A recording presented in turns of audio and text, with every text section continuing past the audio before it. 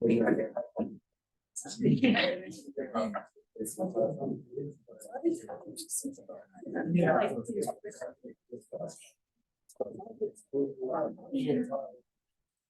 like a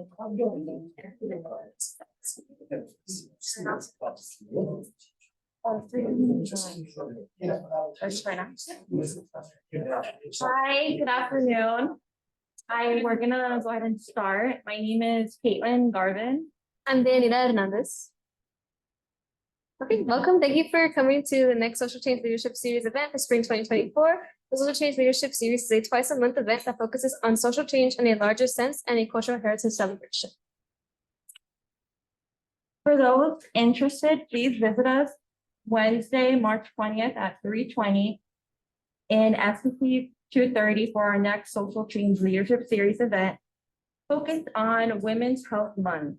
On Monday, March 25th, we will have another event focused on Ramadan here in 230 at 3:20, and food will be provided. Please visit the International Leadership Series event on Wednesday, February 28th at 3:20 AIC 128. This event is entitled Reconstructing Identity to Fight Genocide Ideology in Rwanda with Dr. Celine Jackman from St. Mary's University, and food will be provided. Today we have Dr. Asla Berkshire. Thanks, Dr.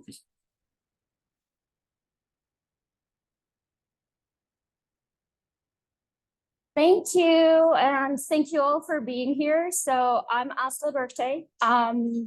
For those of you who don't know me, I'm a historian of both Latin America and Africa, primarily a specialist of the African diaspora of slavery and the slave trade.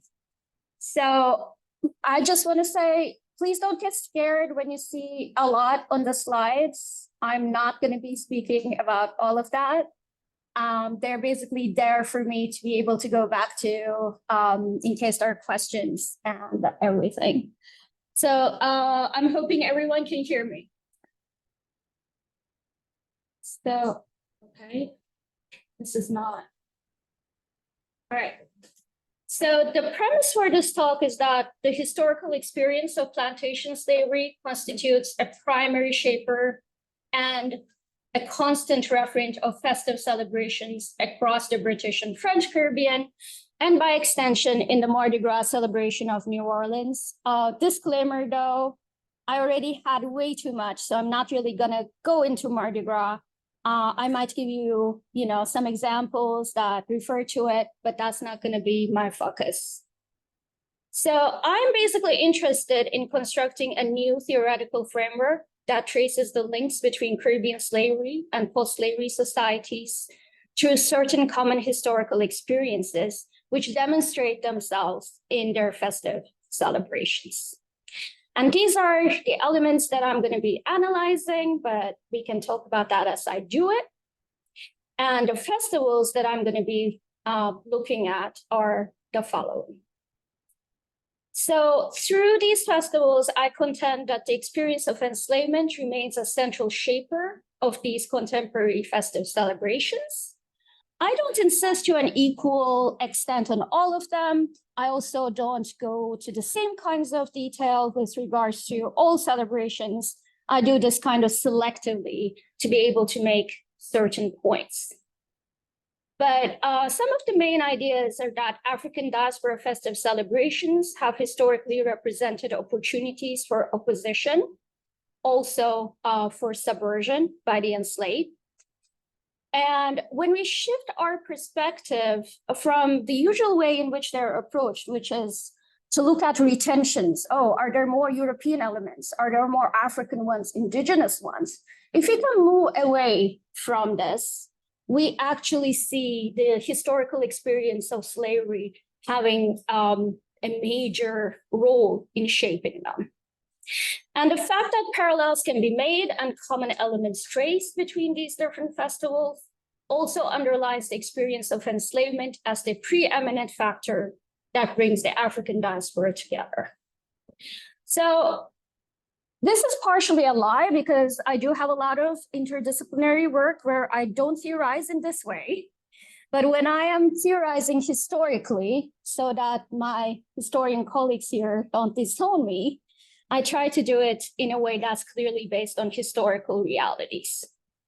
So I'm going to be looking at how plantation slavery was actually experienced to be able to construct the historical framework. But I also build up on historical studies, art history, anthropology, generally all kinds of interdisciplinary studies on slavery and post-slavery life in the Caribbean. And at the same time, I recognize that no festive celebration anywhere in the world has only one central reference. So there are many elements that go into shaping these festivals, especially with regards to celebrations that are as liminal and in motion as those shaped by creolization in the Caribbean. So very briefly, creolization is a term referring to the process by which elements of different cultures are blended together to create a new culture. So originally, this was with regards to population dynamics. Later on, through the theorization of Edouard Glissant and others, it moved on to refer to languages and other cultural processes. What's important to underline is that creolization as a process is always one that includes contention and negotiation. It is never uniform and monolithic, and it never follows the same course everywhere and produces the same results. So even in settings that are very similar to each other, you're going to have varied processes and very different kinds of cultural results. So anyway, that's what I'm trying to do. So I definitely don't want to engage with the scholarship of looking at different retentions, origins, and layers. And nor do I think that this is the only important factor. It just corresponds to my scholarly interest as a historian of slavery. So I'm being very selective in how I approach all this. So regarding the processes of creolization in the Caribbean, it's always a two-way process. So there are both top-down and bottom-up elements that are taking place at the same time. And that's always the case with community formation and identity building in the African diaspora, right? As Africans and their descendants are forced into certain spaces within society, they respond creatively and actively by making these their own, claiming, reclaiming, redefining them. And social conflicts and cultural creativity always go hand in hand. And this is very clear in the Caribbean in the context of slave uprisings, enslaved modes of resistance and survival that are very much part and parcel of Caribbean life. So integral as this understanding is to any discussion of culture in the Caribbean, it is even more central to the cultures in action or the cultures in motion as we tend to define Caribbean festive performances. Okay, the first element that I'm going to look at is the calendar of Carnival and of other festive celebrations. So obviously, the main defining factor here is the Catholic calendar. Carnival everywhere follows the Catholic calendar and comes right before the observance of Lent, right? The idea in Western settings as well is to kind of let go steam, right? Get rid of like all your bad energy and stuff, and then you can be a good observer of the Catholic religion and focus on Lent. So in the Caribbean islands with a Roman Catholic heritage, its climax falls on Shrove Tuesday or Fat Tuesday, so Mardi Gras, in islands such as Trinidad or Dominica, and even on Ash Wednesday in French Caribbean islands such as Martinique or Guadeloupe. So while this doesn't pertain to European settings with a heritage of Carnival, of course, In the African diaspora, the Catholic calendar also very conveniently corresponds to the calendar of sugarcane cultivation. So this is because the specific plantation monocrop of sugar has in many ways shaped the experience of enslavement in these settings. So the Caribbean as a region was the region that received the majority of enslaved Africans from the 17th to the 19th centuries. And often in studies of comparative slavery, we talk about the kind of labor that shapes the society and the culture that ensues from it. So in like mining slavery societies, for example, there will be very different cultural elements in comparison to what takes place in plantation slavery societies. And sugar is a very, very specific crop, right? So it requires extremely intensive labor around the clock, which is why it has always pretty much until the advent of the necessary technology has corresponded to enslaved labor, right? Coerced into working excessively long hours under very harsh conditions. Once harvested, sugar needs to be processed very quickly as the cane juice will spoil otherwise. So it's basically enslaved workers often working around the clock for 24 hours a day for 6 days a week during the harvesting and boiling season between February and April. So it's a very, in some ways, convenient season when you think of it in terms of the Catholic calendar. So obviously, carnival celebrations for those in power constitute instances of engaging in worldly pleasures before the solemn religious observance of Lent. For the enslaved on Caribbean plantations, on the other hand, there are instances of permitted play and temporary reprieve, which of course also serves the purpose of slave masters and plantation owners, because the idea is that, you know, the enslaved that get unruly under acceptable circumstances for a while will become better laborers later on. And these celebrations also embody a reversal of dynamics that has been theorized by Mikhail Bakhtin. So the idea is that basically in carnival, those who are in power will take on opposite roles. The poor will act like they're rich. People will, you know, dress in kind of the costumes and engage in masking of opposite social roles. Once again, the idea is that temporary reversal will actually underline the system, will make the hegemonic system stronger in the long run. So this is actually from carnival celebrations in Jamaica. Well, Christmas sports, I'll get to that right now. So not all of the Caribbean is Catholic, right? We also have huge Anglican population, especially in the English-speaking Caribbean. So the Catholic calendar is not going to work for them. What's going to work for them? They're going to have the festivities that have historically been known as Christmas sports. So they often begin on Boxing Day and culminate on New Year's Day. And they have their origins in these masked and costumed performances that took place in front of the great houses, the plantations, but also other important houses of the plantocracy. And once again, it's the same idea. It's that, you know, you can engage in opposition and unruliness for a while, let off the steam, and then you'll become more obedient and productive afterwards. This is actually from Trinidad in the 18th century. So in line with the greater vitality and creativity that result from the processes of creolization, right, these festivals are actually much more vibrant and creative than the European festivals that they originated from. So, and since the Caribbean is the region that historically experienced plantation slavery to the greatest extent, this is very much reflected in its festive celebrations.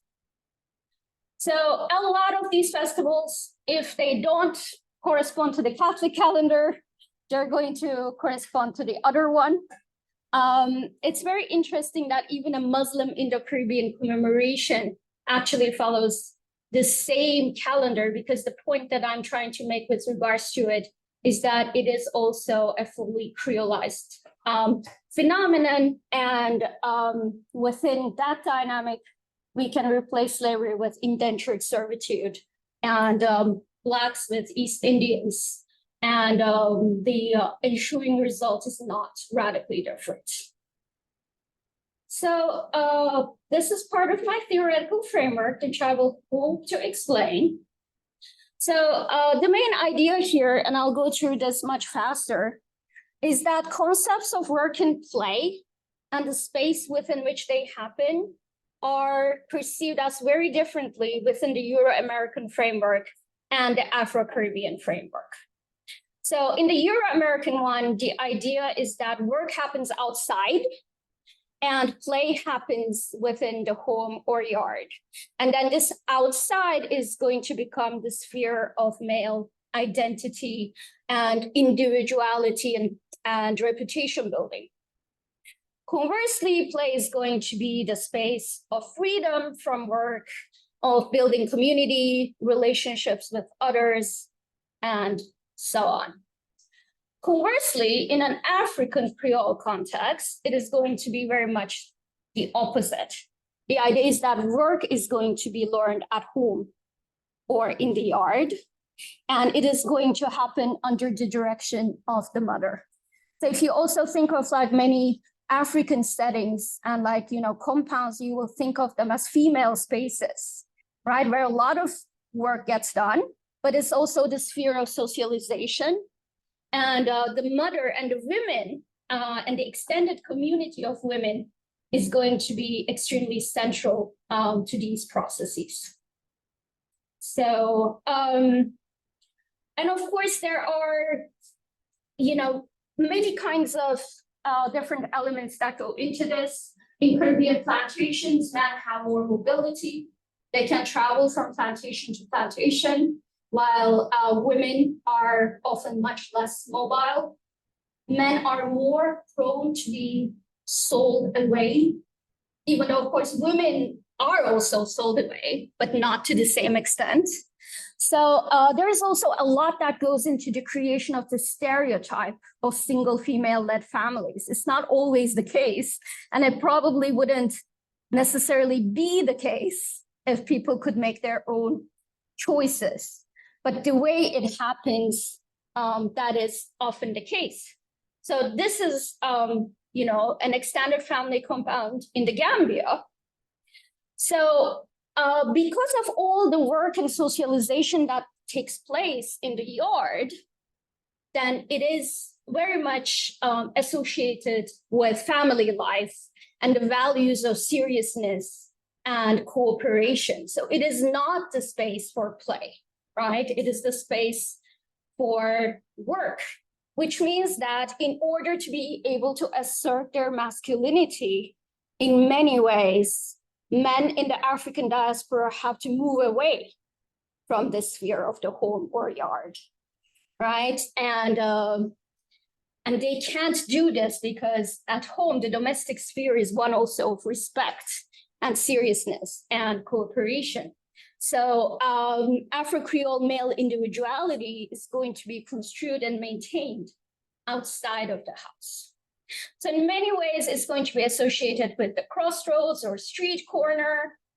It's going to imply highly unruly behavior.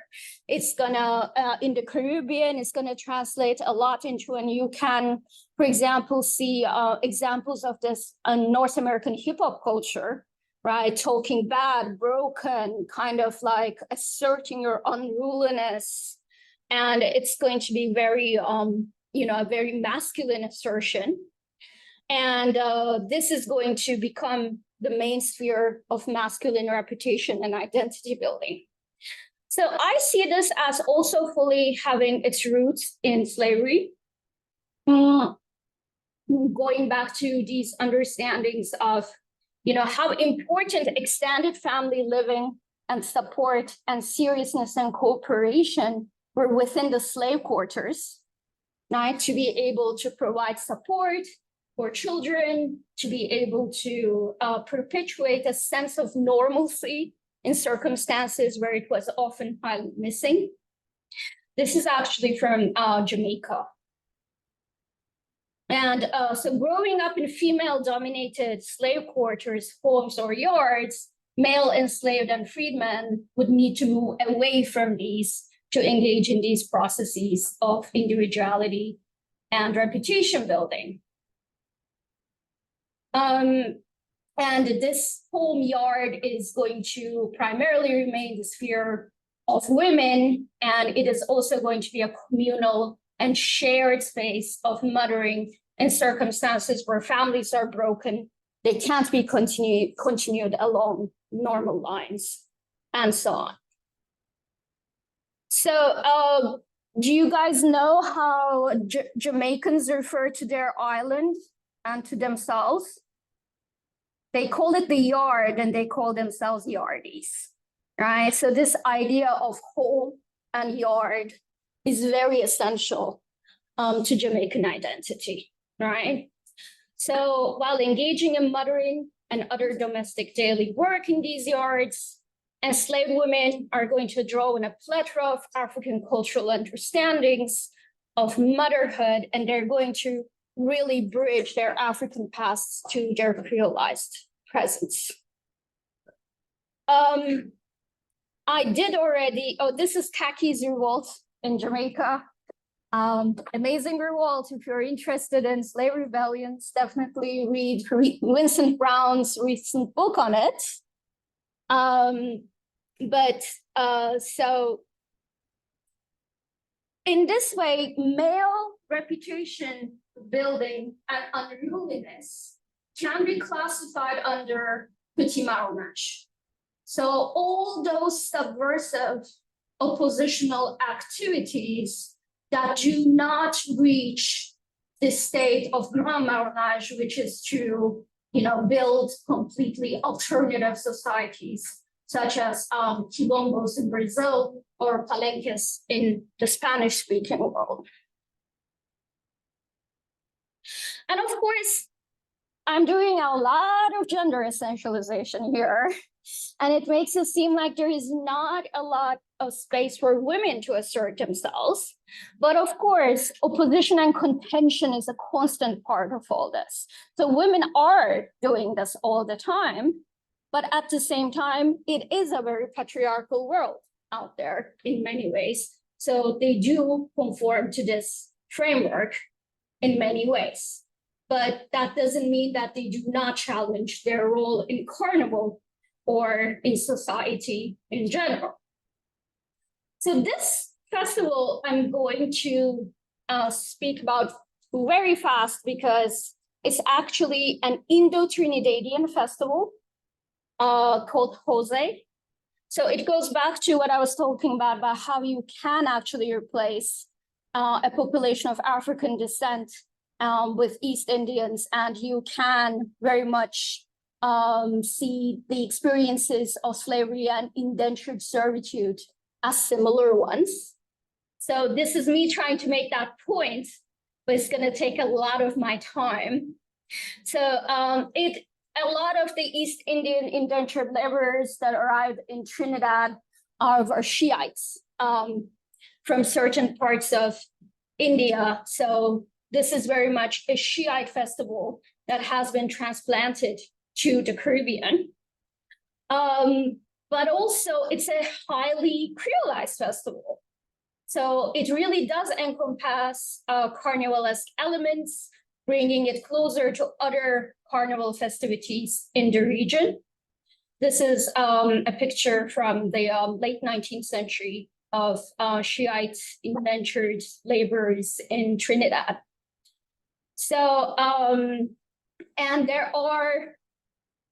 so they build these tajas they are these huge creations, right? And so they're model tombs of Hussein's death, basically. And it's only men who do this. And it's men who are going to go out and who are going to actually perform for the most part. But so my idea here is that similar work conditions and life experiences revolving around the monocrop of sugar are capable of creating similar strategies for cultural retention, adaptation, and creation. So in Jose, also the home yard is going to be the space of the family, right? Men are going to be active in doing the serious work of the celebration. And they're going to spend long months building these tajas. But the festival, and these are the ritual moons that are supposed to be a corporeal representations of Hassan and Hussein in the Shiite festival. And there are going to be different levels of meaning that are going to be available for different kinds of participants. And this is always the case in every such festival. So if you look at New Orleans Mardi Gras, all of us can go and enjoy it, but we are never going to be able to access it. For example, even if you go to, I don't know, on Mardi Gras morning to see Zulu and Rex, our understanding and our participation is going to be highly limited. It's going to be that reserved to outsiders. And there are going to be different levels of accessibility that are going to be open to different people, from those from the very inner nucleus moving outwards, basically. So in a festival like Jose, there are going to be people who really do this out of faith, and belief and religion. And then there are going to be people who are going to be there for the drumming and the music, right? And all of these parts of the festival are going to be important. So, it's always going to move from the inside to the outside. So, for example, this flag night of these flags that are being exhibited, and these flags are prepared by women, is as important as the building of the tajas or the more esoteric levels of the festival. So, oh, I can't show my videos?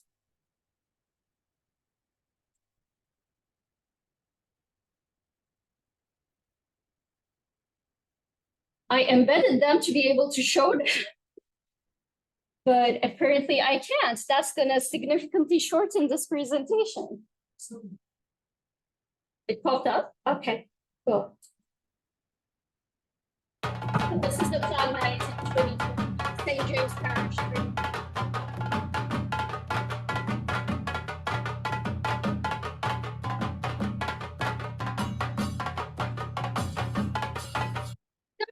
Here is that, when you look at it like this, it's like any other Caribbean festival, right? And you just hear the drumming, it's similar beats, it's music, it's similar participation. So who knows how much about it and who has access to what is going to vary greatly among participants. So the women's work included in it is going to be also highly important, but it's going to be very separated, right? This separate spheres argument is going to be very much valid to how festive celebrations are experienced in the Caribbean. So not going to go into it much more, but the success of any festival is going to depend greatly on a successful continuum from the yard to the street corner, right? From the home to the crossroads, from the esoteric to the exoteric, from the inside to the outside. And in all cases, there will be many people who will, engage and participate in the festival in its exoteric phase without even really knowing anything about its esoteric meanings. So Haitian Rara, this is the most Haitian of all festivals, much more than the Haitian Carnival. So, and again, there are going to be people who participate at different levels. Like the young Rara fanatic are going to be there for play, and again, this completely exoteric level, while there's actually going to be religious work that's going to take place at the cemetery, at the crossroads and under bridges, other safe spaces that are essential to Haitian voodoo.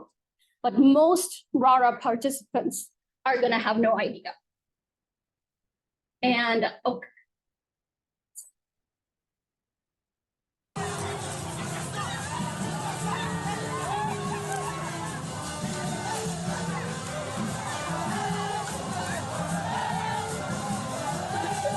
Last year's Rara Festival. And, you know, again, at the outset, it's just like any Caribbean festival, right? While the actual elements of what makes Rara Rara are continuities between West Central African religions into Haiti. So while this sort of play is definitely a part of the festival, there is also the serious religious work that takes place in the yard, at the crossroads, or at the cemetery. So this is a crossroads in Haiti where I actually saw that there was a lot of voodoo work, serious Rara work that had taken place there. So, and then what's going to happen to women in Rara, right? This is, as you saw, those Rara fanatic were all men. So where are the women, right? So they don't, once again, have a lot of space for themselves within a permissive space for men that really revolves around male, masculine reputation building. So they're going to have this accepted role of Rara queens. And the female fanatic that actually, if they participate, they are not going to be seen in a good light at all. So there's going to be a lot of gender discrimination that is going to be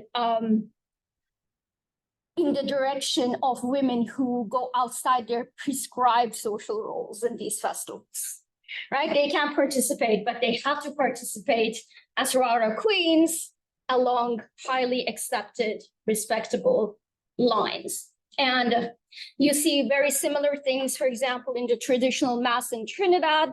Mass, not mass, the Catholic mass is to play mass, right? To play carnival. So Jamet, it basically signifies a prostitute.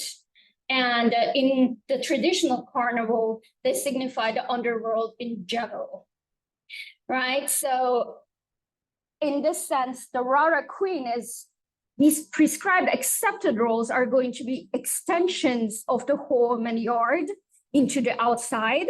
While if you trespass those and go out of them, then you are outside the bounds of respectability and social acceptability. So these are traditional jamets in the Trinidad Carnival. And this is how they're represented today. There are still jamet bands in Trinidad. So I find it highly indicative that this underworld is symbolized by women who do not confine themselves to their traditionally prescribed spheres within society, right? Both in real life and in its reflection in festive performances. And of course, there's a lot of constant opposition and contention there as well. One way in which I see this manifest itself is with regards to what I define as the Trinidadian women of action. And that is very specific vocabulary that I'll get to in just one moment. So this is the Trinidad Carnival today, what we call the skin bands.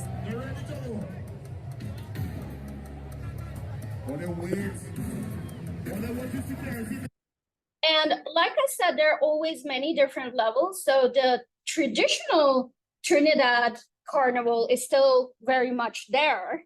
But at the same time, right, we have the appearance of these skin bands and this almost like Rio style carnival in the Trinidadian context. And it is, since women are not really able to assert themselves within traditional carnival, they're making a point of taking over this alternative new carnival. So what are these men of words and men of action, women of action, whatever that I'm talking about? So this goes back to also very important African diaspora attributes that revolve around verbal dexterity and male reputation building. It's again, as you build your reputation in the crossroads, street corner, being able to speak and speak well, but also incorporate elements of unruliness and masculine reputation and strength are going to be highly important. So I had examples here actually from Jamaican dancehall to basically show you how that is still very important, right? To be able to, kind of defy your opponent and assert yourself through a certain way of speaking with power, but that's also unruly and incorporates a lot of slang and what we would consider foul language and whatever. And of course, women are doing the same too.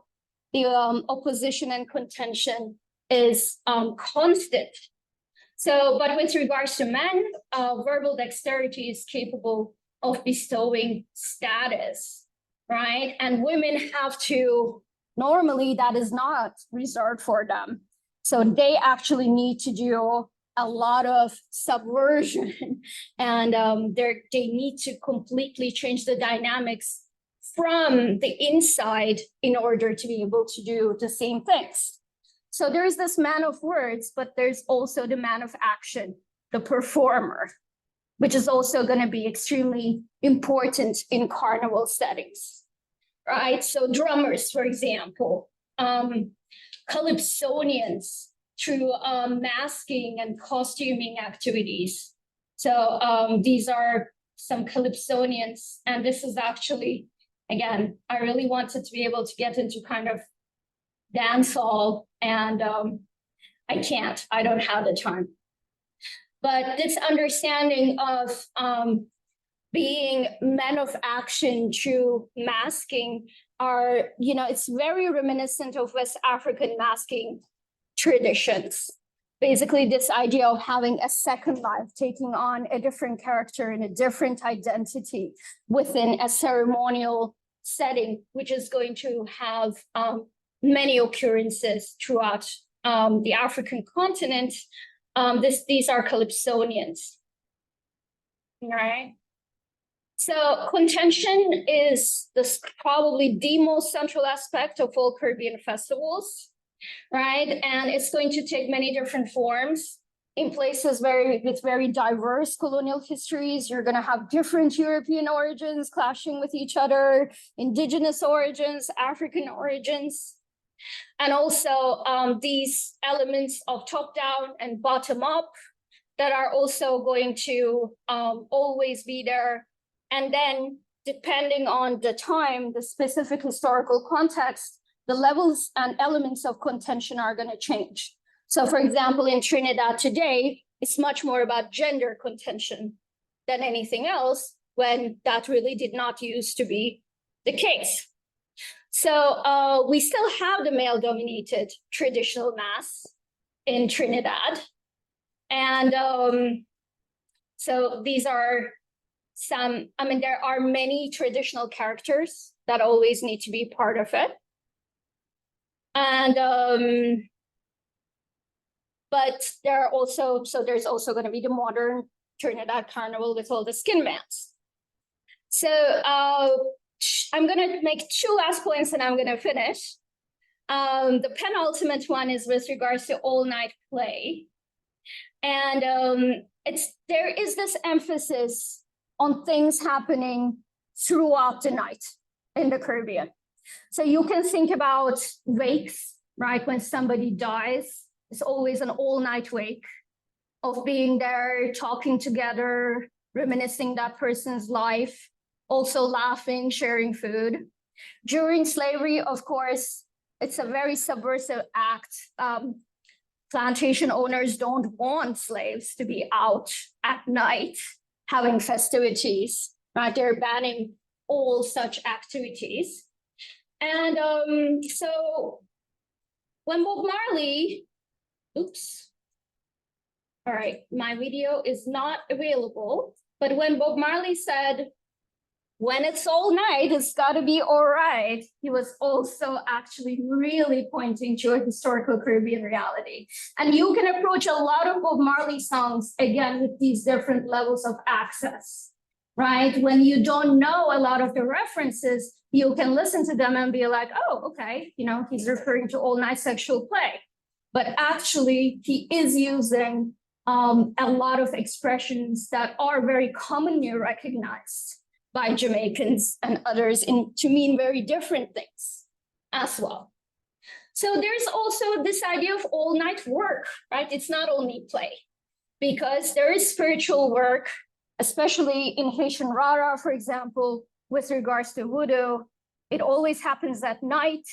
It can't happen during the day. There is a lot of stigma attached to it. A lot of stereotypical understandings of diablerie, dark forces, and so on.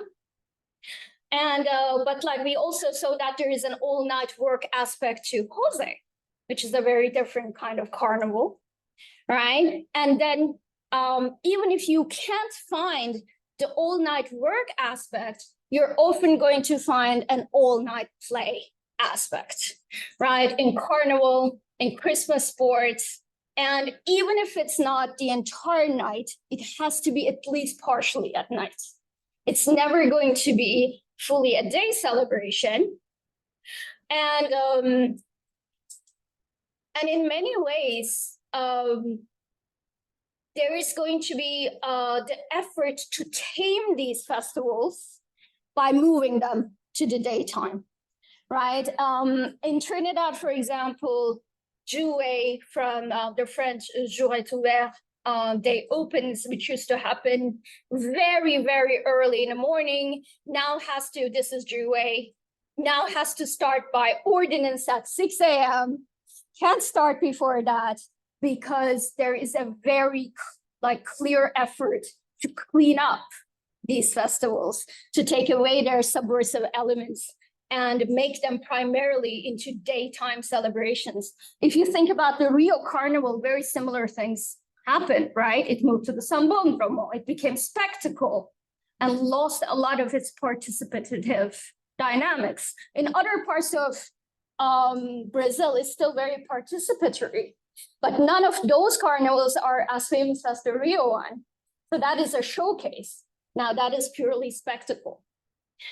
Right, and with regards to other festivals such as the Bahamian Junkanoo, the Bahamas is so unlucky. The Bahamas has so much African heritage and amazingly well conserved, but we somehow always tend to kind of ignore it and think of it as only an island, only a series of islands with resorts and stuff. But in Bahamian Junkanoo, those subversive elements are still quite valid and are not fully tamed as yet. And in Jamaican Junkanoo, they have the same origins, two different spellings and two very different kinds of festivals. So from the Manly government onwards, right, there has been a very official effort to tame the festival, to make it a national festival, and to incorporate it into official state celebrations and so on. So much so that the Gleaner, Jamaica's most important newspaper, is always talking about Junkanoo and is trying to posit it as this traditional festival with no unruly elements. The last point that I want to make is about the aesthetics. And so again, no time to, well, maybe just 2 seconds. So this is Peachy Patchy, the very very important figure within Jamaican Junkanoo. And again, these are all these traditional figures. So these are the wild Indian and Pichi Pachi figures.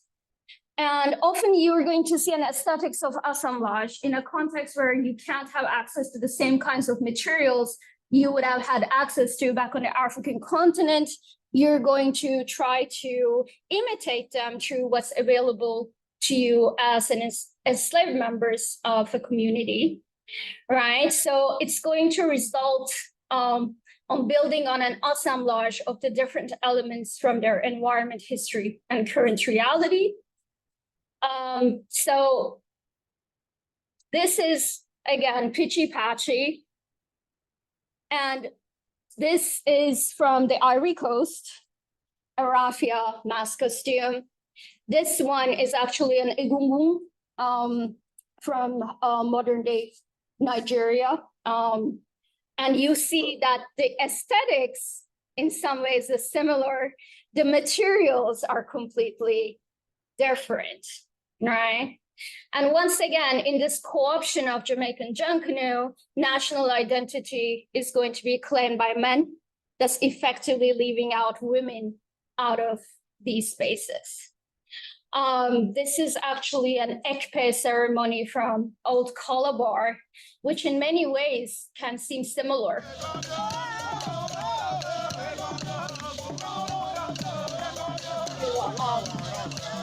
So in the Jamaican context, so there are certainly a lot of retentions. And another point I make is that this is a very high effect aesthetic, which seeks to grasp attention, right? And that also goes back to the days of plantation slavery, but also to this idea of male reputation building, of appearing above others, asserting yourself above others, right? And having a dominant role in a society that basically places you at the bottom in other ways. Stackies revolt. And so I'm concluding by saying that the sheer survival and continued vivacity of Caribbean festivals constitute pure evidence for the historical opposition of the descendants of enslaved Africans.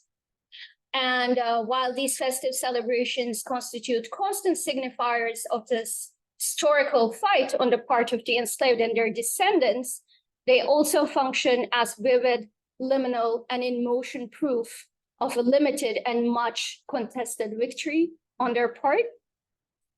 And so the historical experience of plantation slavery remains a primary shaper of current Caribbean reality as mirrored in their festive celebrations. If it were not an essential part of their history as well as of their current reality, would the experience of slavery continue to shape highly mobile and adaptive cultural phenomena that often constitute a microcosm of their very complex societies almost 2 centuries after emancipation? I hope to have made a valid argument to the effect of the contrary. Thank you.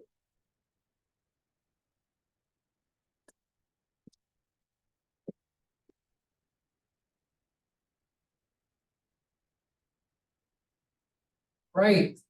Thank you for SGA Idea Committee for hosting this Social Change Leadership Series event. For those folks that have not signed in yet, please come and sign in. There's a sign up here. There's some food to enjoy, and hope everybody has a great rest of their week. Hope to see everybody on Wednesday in AIC 128.